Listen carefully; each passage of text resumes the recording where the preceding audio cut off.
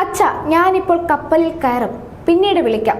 June 28-ന് വൈകിട്ട് video കോളിൽ സംസാരിക്കുമ്പോൾ അനുരാഗ് തിവാരി എന്ന ഇന്ത്യക്കാരനായ 33 വയസ്സുകാരൻ ഉത്തർപ്രദേശ് തലസ്ഥാനമായ ലക്നൌവിലെ തന്റെ പിതാവിനോട് പറഞ്ഞ അവസാന വാക്കുകളായിരുന്നു അത്.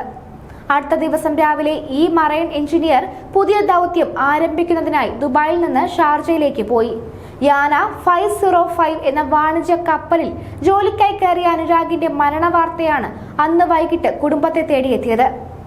ശുഭയാത്ര എന്ന് ജൂൺ 29-ന് ഇന്ത്യൻ സമയം പുലർച്ചെ 4-ന് മകന് സന്ദേശം അയച്ചതായി അനുരാഗിന്റെ പിതാവ് അനിൽ തിവാരി പറഞ്ഞു.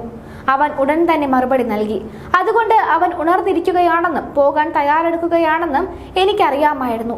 അപ്പോൾ ഞാൻ വിളിച്ചില്ല. പക്ഷേ രാവിലെ 7-ന് വിളിക്കാൻ ശ്രമിച്ചപ്പോൾ മറുപടി ലഭിക്കാത്തതിനാൽ അവൻ തിരക്കിലാണെന്ന് കരുതി. പിന്നീട് എന്റെ സന്ദേശങ്ങൾക്ക് മറുപടി ലഭിക്കാതെ വന്നപ്പോൾ നെറ്റ്വർക്ക് പ്രശ്നമാണെന്ന് ഞാൻ വിചാരിച്ചു.